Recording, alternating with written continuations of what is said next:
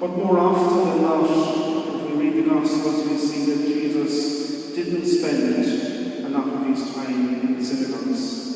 Jesus spent most of his time ministering to the people on the streets where they were at. That's our theme and our focus at Novena today, church on the streets. And Jesus went to the places where people were. He travelled from town to town, from village to village, to meet with people where they were comfortable.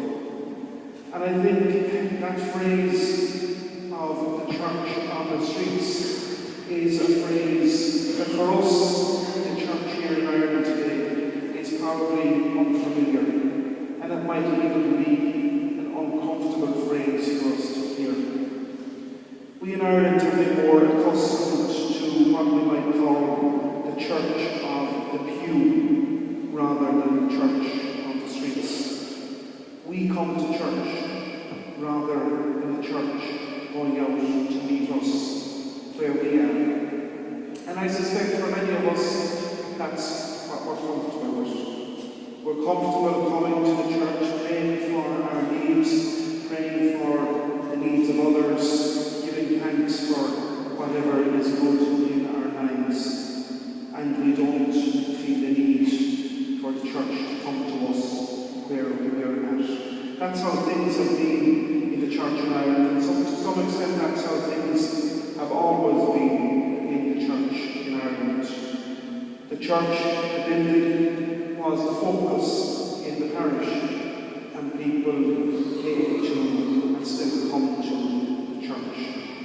Where the failing has been in relation to the church, I think, is what we do when we leave the building of the church. And the challenge in the gospel for all of us who follow Christ is quite clear. The challenge for us to hear the word of God proclaimed in the celebration of the Eucharist, and then to take that message with us, the message of the gospel, and to bring it out onto the streets, out into our communities, out into our homes, our places of work, our places of study, and proclaim it to everybody that we meet. And I think very often that's where we fall down, and that's where we fail. We shouldn't come to church and just listen to the message that we hear in the gospel and then leave it behind us when we walk out the door.